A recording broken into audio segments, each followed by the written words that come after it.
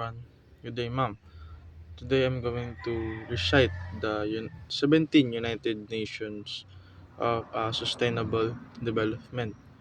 So, number one is no poverty, ending poverty in all forms. Number two is zero hunger, achieving food security and improved nutrition. And number three is good health and well being, ensuring healthy lives for all. Number four is quality education, inclusive and equitable lifelong learning.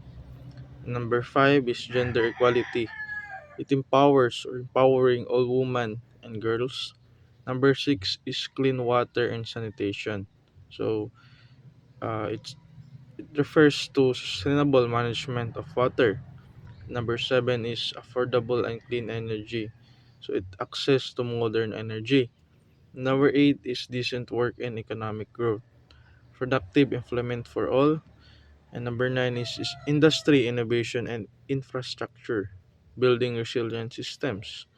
And number 10 is reduced inequalities. So it reduce or reducing disparities within and among nations. And number 11 is sustainable cities and communities. So making urban areas safe and resilient. And number 12 is responsible consumption and production. So it ensuring sustainable patterns. Number 13 is climate action, combining climate change and its impacts. And number 14 is life below water. So conserving oceans and marine resources. And number 15, life on land, protecting ecosystems and halting bio- biodiversity loss. And number 16 is peace, justice, and strong institutions. So promoting inclusive societies. And lastly, number 17, partnerships for the goals. So it strengthening global cooperation.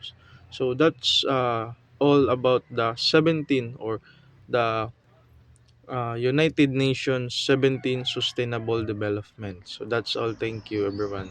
Thank you, ma'am.